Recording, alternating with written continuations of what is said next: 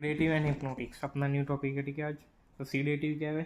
A substance that subdues the excitement and calms the subject without induction of sleep. ये एक major point है, ये याद रखना, ठीक है। सीडेशन, तो सीडेटिव सब्सटेंस क्या करते हैं? सीडेशन करते हैं। तो sedation refers to decrease responsiveness to stimulation. Sedation क्या है? Refers to decrease responsiveness to stimulation. वो છેલ્લો દિવસ મૂવી જોઈ છે આપણે? છેલ્લો દિવસ મૂવીમાં ધૂલો પેલી છોકરીને મારે, બેટ મારે છે, ખબર છે? તો એમાં એ છોકરીને બોડીની રિસ્પોન્સિવનેસ ટુવર્ડ્સ ધ સ્ટિમ્યુલેશન ઓછી થઈ જાય, તો ધૂલો એક જોરથી બેટ મારે છે, જોઈ? ખબર છે? તો એ જ છે, refers to decreased responsiveness to stimulation, ठीक है। फिर हिप्नोटिक्स, तो हिप्नोटिक्स क्या है? अ ड्रग दैट इंड्यूसेस और मेंटेन्स द स्लीप।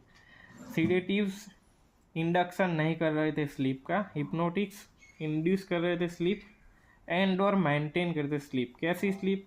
तो नॉर्मल एरोजेबल स्लीप, जैसी हमारी नॉर्मल स्लीप आती है वैसी स्लीप इंड्यूस करेंगे हिप्नोटिक्स। सो बारबिचुरेट्स अभी यूज़ नहीं होते हैं। प्रोटोटाइप ड्रग्स है सीएनएस डिप्रेशन की। प्रोटोटाइप ड्रग मीन्स के इसके बेसिस पे अदर ड्रग्स सिंथेसाइज होगी। और क्या है बारबिचुरेट्स? जनरली क्या है? सब बारबिचुरेट्स है substituted derivatives of barbituric acid. Substituted derivatives of barbituric acid means कि एक बारबिचुरिक एसिड जनरल स्केलेटन होगा, उसके अलग अलग पोजीशन पे हम सब्सटीट्यूशन करेंगे तो अलग अलग बारबिचुरेट्स प्रोड्यूस होंगे। सिंपल है यार। बारबिचुरिक एसिड की खुद की एज सच कोई हिप्नोटिक एक्टिविटी तो है नहीं, ठीक है। पर अगर हम C5 कार्बन पर अल्काइल या एराइल सब्सटीट्यूशन करता है तो उसकी हिप्नोटिक एक्टिविटी मिलेगी।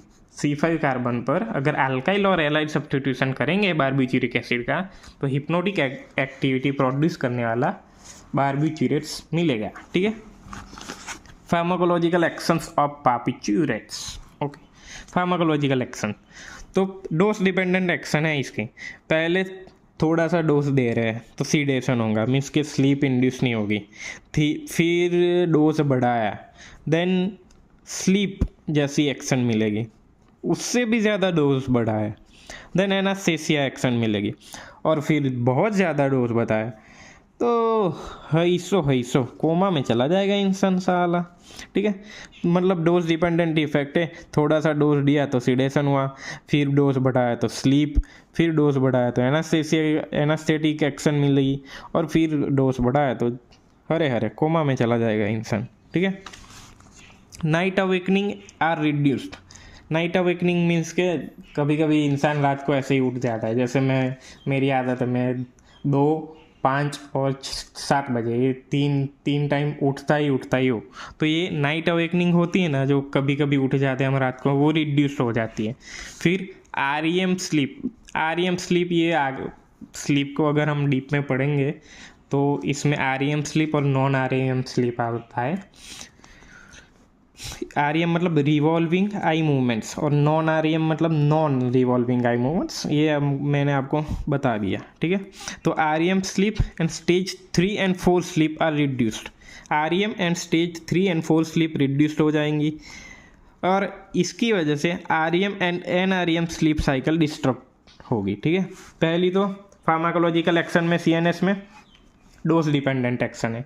थोड़ा डोज दिया सीडेशन हुआ, डोज बढ़ाया स्लीप, डोज बढ़ाया एनास्थेसिया, और डोज बढ़ाया तो कोमा में चला गया, ठीक है। फिर नाइट अवेकनिंग रिड्यूस्ड हो जाएगी।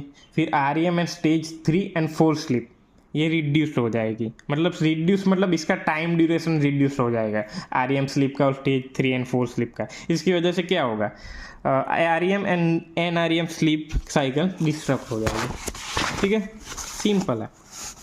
अब अगर हम ड्रग टेक करते, एवरी नाइट टेक करते हैं, मतलब 1 महीना ड्रग चालू ही रखी, रोज़ रात को साला ड्रग ले सो जाओ, ड्रग लो सो जाओ, नशे ही नशे, ठीक है। अगर ऐसा हम करेंगे, ड्रग एवरी नाइट लेंगे कंसिक्यूटिवली, तो रिबाउंड फिनोमिना होगा। रिबाउंड फिनोमिना मीन्स के 1 महीना मैंने ड्रग ली, फिर मैंने अचानक से ड्रग विड्रॉ कर लिया, मतलब 1 महीने बाद मैंने ड्रग लेना बंद कर दिया। तो जो पहले सिम्टम्स आते थे ड्रग जिस सिम्टम्स के लिए हम ड्रग लेते थे, वही सिम्टम्स फिर से अपीयर होंगे। क्यों? क्योंकि हमारी बॉडी उस ड्रग के ऊपर डिपेंडेंट हो गई है। ठीक है, तो इसको बोलते हैं रीबाउंड फिनोमिना।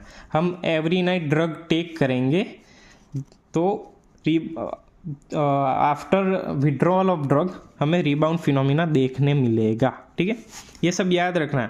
इसके आगे बेंजोडाइजेपाइन ड्रग आएगी ना, वो बारबिचुरेट्स को रिप्लेस कर चुके हैं। अभी मैंने पहले बोला ना कि बारबिचुरेट्स अभी यूज़ नहीं होते। तो ये जो सिम्टम्स है ना, ये बेंजोडाइजेपाइन में रीबाउंड फिनोमिना ये सब थोड़े कम देखने मिलेंगे। तो ये याद रखना, ये आगे आएगा। ठीक है, कौन कौन से सिम्टम्स आएंगे? तो hangover, distortion of mood, irritability, headache, lethargy, ये सब सिम्टम्स हमें मॉर्निंग में दिखेंगे आफ्टर नाइटली डोज ले लिया, शांति से सो लिया, फिर सुबह उठेंगे, साला हेडेक हो गया। ठीक है, headache, lethargy, irritability, hangover, distortion of mood, ये सब दिखेंगे सिम्टम्स। फिर sedative dose given in day time पे हम सीडेटिव डोज देंगे तो कैन प्रोड्यूस ड्राउजीनेस, एंग्जाइटी को रिड्यूस कर सकता है, मतलब एंटी एंग्जाइटी एक्शन देगा, एंड एक्साइटेबिलिटी रिड्यूस करेगा। ठीक है, sedative dose given in day time तो क्या होगा? ड्राउजीनेस करेगा, reduction of anxiety and excitability. ठीक है, डन है। पर बारबिचुरेट्स की खुद की कोई सिलेक्टिव एंटी एंग्जाइटी एक्शन वैसे नहीं है, खुद की सिलेक्टिव एंटी एंग्जाइटी एक्शन नहीं है, पर कर सकता है, इम्पेयरमेंट करेगा लर्निंग इम्पेयरमेंट करेगा, and short term memory and judgment. Can impair learning, short term memory and judgment. Learning impair कर सकता है, शॉर्ट टर्म मेमोरी इम्पेयरमेंट कर सकता है, जजमेंट इम्पेयरमेंट कर सकता है। जजमेंट मतलब हम व्हीकल चला रहे हैं तो इतनी स्पीड से जाऊंगा तो मैं इजीली ओवरटेक कर पाऊंगा विदाउट एक्सीडेंट, ये हमारा जजमेंट है। ये सब जजमेंट इम्पेयरमेंट करेगा, मेमोरी इम्पेयरमेंट करेगा, लर्निंग में इम्पेयरमेंट करेगा, जो तो लर्निंग तो वैसे भी इम्पेयर्ड ही है हम लोगों की। ठीक है, फिर एडिक्शन जो करते हैं ना, जो बारबिचुरेट्स का लोग, स्लीप इंड्यूस करने, हाँ साला ब्रेकअप हो गया, बारबिचुरेट्स लेना पड़ेगा, ब्रेकअप हो गया यार, बहुत टेंशन है, ब्रेकअप हो गया, यू पैसे नहीं है साले, पैसे नहीं है, गिफ्ट देना है, क्या करेंगे, बारबिचुरेट्स ले लेते हैं। तो ऐसे एडिक्टिव्स को यूफोरिया मतलब अच्छी फीलिंग आना, हा मज़ा ही मज़ा आ गया, दिल गार्डन हो गया बोलते हैं ना, तो वो ऐसा यूफोरिया फीलिंग देगा एडिक्टिव्स लोगों को। जैसे कि होंगे कुछ तुम्हारे दोस्त लोग, मे बी। अदर एक्शन अगर हम बारबिचुरेट्स की देखने जाए तो एट रिलेटिवली हायर डोसिस, मतलब बहुत ज़्यादा डोसिस पे हमने देखा था कोमा वो सब होता है, तो हायर डोसिस पे रेस्पिरेटरी डिप्रेशन होगा, रिलेटिवली हायर डोसिस पे respiratory depression, lower in blood pressure, cardiac contractility and heart rate. फिर रिफ्लेक्स टैकीकार्डिया कर हो सकता है फॉल इन ब्लड प्रेशर की वजह से। ठीक है, फिर रिड्यूस करेगा muscle tone, bowel motility and urine output. ठीक है, क्या हुआ अदर एक्शन में? हाई डोसिस पे मेन ये याद रखना है, रेस्पिरेटरी डिप्रेशन करता है, फिर ब्लड प्रेशर कम करता है, कार्डियक कॉन्ट्रैक्टिलिटी कम करता है, हार्ट रेट कम करता है, फिर रिफ्लेक्स टैकीकार्डिया कर हो सकता है due to reduced in blood pressure. ठीक है, फिर मसल टोन रिड्यूस करेगा, बोवेल मोटिलिटी रिड्यूस करेगा, यूरिन आउटपुट रिड्यूस करेगा। साला इजी है ना ये तो। फिर टॉक्सिक डोजेस क्या कर सकते हैं? टॉक्सिक डोजेस हम बहुत ज़्यादा ही डोज ले लिया तो रेस्पिरेटरी फेलियर कर सकते हैं और कार्डियोवास्कुलर कोलैप्स हो सकता है एट वेरी हाई डोजेस। तो समरी में CNS पे हमने क्या देखा? डोज डिपेंडेंट इफेक्ट, थोड़ा सा डोज सिडेशन, इससे ज़्यादा बढ़ा है स्लीप, उससे ज़्यादा बढ़ा है एनेस्थेसिया होगा, उससे ज़्यादा बढ़ा है हरे हरे कोमा, जय माता जी। ठीक है, फिर मेजर पॉइंट एक वो था कि स्लीप अवेकनिंग रिड्यूस करेगा, INREM REM वो स्लीप वो साइकिल को मतलब डिस्टर्ब करेगा। ठीक है, फिर अगर हम एवरी नाइट ड्रग लेते हैं तो रिबाउंड फिनोमिना अकर हो सकता है जब हम उसको विड्रॉ करेंगे। सिम्टम्स में जो हमें सुबह सिम्टम्स देखने मिल सकते हैं, hangovers, distortion of mood, irritability, headache, lethargy, ये सब हमें मॉर्निंग में देखने को मिल सकते हैं जब अच्छे से सो लिया। फिर दिन में अगर सीडेटिव डोजेस लो तो ड्राउजीनेस कर सकते हैं, एंटी एंग्जाइटी इफेक्ट देते हैं। अब however selective anti anxiety effect उसकी नहीं है सीडेटिव्स बारबिचुरेट्स के, ठीक है। इम्पेयरमेंट कर सकता है लर्निंग, जजमेंट, ये सब। लर्निंग तो वैसे भी इम्पेयरमेंट है। फिर अदर एक्शन में हायर डोजेस पे रेस्पिरेटरी डिप्रेशन, ब्लड प्रेशर कम करेगा, कार्डियक कॉन्ट्रैक्टिलिटी कम करेगा, हार्ट रेट कम करेगा, फिर मसल टोन रिड्यूस करेगा, बोवेल मोटेलिटी रिड्यूस करेगा, यूरिन आउटपुट रिड्यूस करेगा, easy peasy lemon squeezy. Toxic doses respiratory failure, cardiovascular collapse हो सकता है, ठीक है। अब हम आते हैं साला फार्माकोकाइनेटिक्स पे। फार्माकोकाइनेटिक्स मतलब बारबिचुरेट्स कैसे एब्जॉर्ब होगी, डिस्ट्रीब्यूट होगी, एक्सक्रीट होगी, मेटाबोलाइज होगी, ठीक है। और इससे याद दिला दो, एक्सक्रीशन और मेटाबॉलिज्म इन दोनों को साथ में बोलेंगे तो इसको बोलेंगे हम एलिमिनेशन। अगर एलिमिनेशन की बात करेंगे तो distribution and metabolism of barbiturates दोनों साथ में आएगा, ठीक है। तो pharmacokinetics well absorb from GIT मतलब टैबलेट फॉर्म में यूज़ कर सकते हैं, हमें सॉल्यूशन ये सब में छाने की ज़रूरत नहीं है, या फिर स्पेशल आईवी ये सब जाने की ज़रूरत नहीं है। अगर टैबलेट में यूज़ कर सकते हैं तो वेल एब्जॉर्ब फ्रॉम जीआईटी है तो मतलब टैबलेट, ऐसा टैबलेट यूज़ कर सकते हैं, ठीक है। फिर widely distributed in the body, widely इसका डिस्ट्रीब्यूशन इन द बॉडी बहुत हाई है, वाइडली डिस्ट्रीब्यूटेड है। Rate of entry to CNS मतलब सीएनएस में एंट्री का रेट डिपेंड करेगा लिपिड सॉल्युबिलिटी पे। लिपिड सॉल्युबिलिटी थायोपेंटेन की सबसे हाई होती है, हाईली लिपिड सॉल्युबल है थायोपेंटेन, तो इंस्टेंटेनियस एंट्री होगी उसकी सीएनएस में, ठीक है। फिर बारबिचुरेट्स क्या करते हैं, क्रॉस करते हैं प्लेसेंटल बैरियर को और सिक्रेटेड इन मिल्क मतलब फीटस को में डैमेज कर सकता है। बारबिचुरेट्स बच्चे को डैमेज कर सकते हैं, ठीक है, इन प्रेग्नेंट वुमेन, क्योंकि वो प्लेसेंटल बैरियर क्रॉस करेंगे और सिक्रीट करते हैं, इन मिल्क में सिक्रीट होते हैं, ठीक है। अपॉन आईवी एडमिनिस्ट्रेशन तो हाईली लिपिड सॉल्युबल थायोपेंटोन है वो एंटर करेगा सीएनएस रैपिडली, ठीक है, प्रोड्यूस करेगा एनेस्थीसिया लेस देन 1 मिनट, फिर बैक आ जाए diffuse back quickly to distributed to vascular tissue, ठीक है।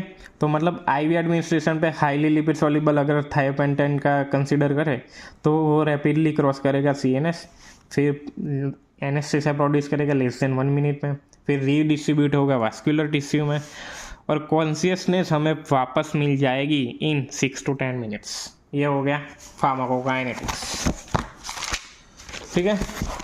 अभी मेटाबॉलिज्म की बात करें तो इंटरमीडिएट लिपिड सॉल्युबल बारबिचुरेट्स होंगे वो प्राइमरीली मेटाबोलाइज होंगे in liver. Intermediate lipid soluble barbiturates होंगे वो प्राइमरीली मेटाबोलाइज होंगे लीवर में। कैसे? By oxidation reaction, dealkylation reaction and conjugation reaction, ठीक है। इनकी plasma half life 12 to 36 hours होती है, ठीक है। फिर लो लिपिड सॉल्युबल ड्रग्स की बात करें तो वो एक्सक्रीट होता है अनचेंज फॉर्म इन यूरिन, मतलब मेटाबॉलिज्म नहीं होगा, अनचेंज फॉर्म में यूरिन में निकल जाएंगे, ठीक है। इसमें एक फिनोबार्बिटोन है जिसकी हाफ लाइफ है 80 to 120 आवर्स। साला कितना ज़्यादा है। अल्कलाइनाइजेशन ऑफ यूरिन, अल्कलिनाइजेशन ऑफ यूरिन मतलब एसिडिक यूरिन को हम अल्कलाइन करेंगे तो एक्सक्रीशन ऑफ फिनोबार्बिटोन इंक्रीज होगा। और ये सब क्या है, बारबिचुरेट्स आर एंजाइम इंड्यूसर्स, ठीक है। हो गया। तो फार्माकोकाइनेटिक में मेजर क्या था, तो मेजर था एक वेल एब्सॉर्ब फ्रॉम जीआईटी, ठीक है। देन सीएनएस एंट्री का रेट डिपेंड करेगा लिपिड सॉल्युबिलिटी पे, थायोपेंटेन हाईली लिपिड सॉल्युबल है, इंस्टेंटेनियस एंट्री होगी। फिर एक मेटाबॉलिज्म वाला इंपॉर्टेंट है, इंटरमीडिएट लिपिड सॉल्युबल बारबिचुरेट्स होंगे वो मेटाबोलाइज होंगे इन लीवर में by which reactions, oxidation, dealkylation and conjugation, जिसमें plasma half life 12 to 36 hours हो सकती है। किसकी? इंटरमीडिएट लिपिड सॉल्युबल बारबिचुरेट्स की। फिर लो लिपिड सॉल्युबल ड्रग्स होंगी वो मेटाबोलाइज नहीं होंगी, ज़्यादातर मेटाबोलाइज नहीं होंगी और एक्सक्रीट करेंगी अनचेन फॉर्मिंग यूरिन, ठीक है। फिर यूरिन का अल्कलाइन बनाएंगे हम तो फिनोबार्बिटोन का एक्सक्रीशन इंक्रीज होगा। और बारबिचुरेट्स क्या हैं जी? बारबिचुरेट्स एंजाइम इंड्यूसर्स, तो अदर्स ड्रग्स का मेटाबॉलिज्म बढ़ाएंगे जी।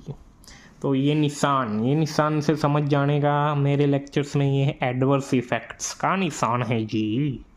तो adverse effects tolerance and dependence.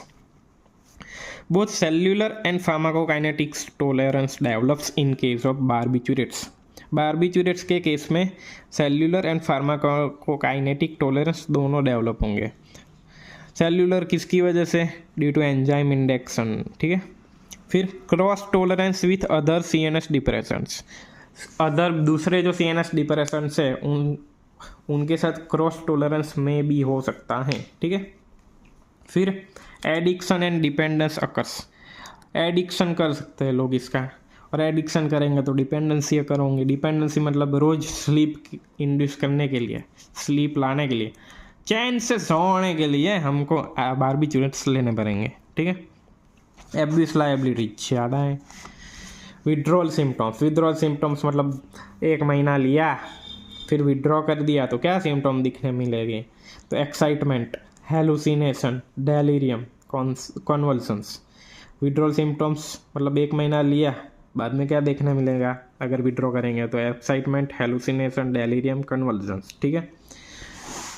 अभी आता है एक्यूट बारबिचुरेट्स पॉइजनिंग। मतलब बहुत हाई अमाउंट में बारबिचुरेट्स ले लिया। कितना हाई अमाउंट? जो इसका थेराप्यूटिक इंडेक्स है, थेराप्यूटिक इंडेक्स मतलब maximum safe concentration and maximum effective concentration, इन दोनों के बीच में जो रेंज आता है उससे ज़्यादा कंसंट्रेशन अगर ड्रग ने अचीव कर लिया, थेराप्यूटिक इंडेक्स से ज़्यादा, मैक्सिमम सेफ कंसंट्रेशन से ऊपर चला गया कंसंट्रेशन, तो बारबिचुरेट्स पॉइजनिंग हो सकती है। और इसका कोई स्पेशल एंटीडोट नहीं है बारबिचुरेट्स पॉइजनिंग का, पहले ही बोल दूँ। मोस्टली सुसाइडल, साला मर जाना है, ज़िंदगी बर्बाद हो गया जी, उसके लिए लोग देते हैं, सुसाइड के लिए। कभी कभी एक्सीडेंटल भी हो जाता है, कभी कभी, ठीक है। जिनको पता नहीं होता कितना अमाउंट लेना चाहिए, कितना अमाउंट नहीं लेना चाहिए, ठीक है। फिर अगर सिम्टम्स की बात करें, बारबिचुरेट्स पॉइजनिंग के टाइम कौन से सिम्टम्स या मैनिफेस्टेशंस हमें देखने मिल सकते हैं? तो एक्सेसिव CNS डिप्रेशन, ज़्यादा लिया है तो ऑब्वियस है एक्सेसिव CNS डिप्रेशन होगा। Patient is flabby and comatose with shallow and failing respiration. Patient is flabby and comatose with shallow and failing respiration. Respiration में पेशेंट को प्रॉब्लम होगी, ठीक है। फिर fall in blood pressure, cardiovascular collapse, ये में भी हो सकता है। Fall in blood pressure, cardiovascular collapse हो सकता है। रीनल शटडाउन हो सकता है। फिर पल्मोनरी कॉम्प्लिकेशंस अराइज हो सकते हैं। ब्यूलस इरप्शंस हो सकते हैं, ठीक है। तो सिम्टम्स में क्या हो गए? Excessive CNS depression, patient is flabby and comatose with shallow and failing respiration, fall in blood pressure and cardiovascular collapse, renal shutdowns, pulmonary complications and bullous eruptions, ठीक है। अब ये आप खुद ढूंढना, ब्यूलस इरप्शंस, फिर फ्लैबी एंड कोमेटोस पेशेंट, ये क्या होता है? कमेंट में ज़रा बताइएगा, देखते हैं कितने लोग खुद ढूंढते हैं। बाकी मैं आगे के लेक्चर में आपको बता दूंगा, ठीक है। अभी पॉइजनिंग हो गई तो ट्रीटमेंट कैसे होगी? ट्रीटमेंट फर्स्ट स्टेप है गैस्ट्रिक लेवेज। गैस्ट्रिक लेवेज मतलब liquid suspension of activated charcoal. Activated charcoal क्या है? एड्सॉर्बेंट है। एड्सॉर्बेंट मतलब उसके सरफेस पे बारबिचुरेट्स को एब्जॉर्ब कर लेगा, ठीक है, एब्जॉर्ब कर लेगा, जिसकी वजह से उसका एब्जॉर्प्शन रिटार्ड हो जाएगा बारबिचुरेट्स का। तो गैस्ट्रिक लेवेज कैसे करेंगे? Liquid suspension of activated charcoal introduce करने का स्टमक में, ठीक है। फिर सपोर्टिव मेजर्स मतलब उसकी बीपी, फिर उसका एयरवे मतलब रेस्पिरेशन, ऑक्सीजन, फिर मेंटेनेंस ऑफ ब्लड वॉल्यूम, ये सब हम सपोर्टिव मेजर्स लेंगे, ठीक है। फिर अल्कलाइन डायूरेसिस, इनके सब अपन ने देखा था लॉन्ग एक्टिंग लो लिपिड सॉल्युबल होंगे, जो लॉन्ग एक्टिंग होंगे वो अनचेंज फॉर्म इन यूरिन में एक्सक्रीट होता है। तो वैसे बारबिचूरेट्स के लिए हम सोडियम बाइकार्बोनेट का 1 इक्विमोल पर केजी इंट्रावेनस एडमिनिस्ट्रेशन करेंगे विथ और विदाउट मैनिटोल। ये क्या करेगा, अल्कलाइन करेगा यूरिन को, जिसकी वजह से जल्दी एक्सक्रीशन होगा बारबिचूरेट्स का, ठीक है। अल्कलाइन डायूरेसिस हो गया, फिर हीमोडायलिसिस कर देंगे एंड हीमोपरफ्यूजन, डन एंड डस्टेड, हो गया ट्रीटमेंट, ठीक है। स्पेसिफिक ट्रीटमेंट कोई नहीं है, आगे आएगा। बेंजोडाइजेपाइन की स्पेसिफिक ट्रीटमेंट है, स्पेसिफिक एंटीडोट है फ्लूमाजेनिल, वो बेंजोडाइजेपाइन एंटागोनिस्ट है और वो बेंजोडाइजेपाइन की एक्शन एंटागोनाइज कर देगा, जिसकी वजह से बेंजोडाइजेपाइन पॉइजनिंग ट्रीट हो जाएगी। और बारबिचूरेट्स का कोई ऐसा स्पेसिफिक एंटीडोट नहीं है, ठीक है। इंटरेक्शन में तो समझ लो एंजाइम इंड्यूसर है, और other CNS depression like alcohol के साथ एडिटिव इफेक्ट देगा, मतलब अल्कोहल लेंगे और बारबिचूरेट्स लेंगे, क्या ही चुम्मेश्वरी स्लीप आएगी, माँ कसम, मज़ा आ जाएगा, ठीक है।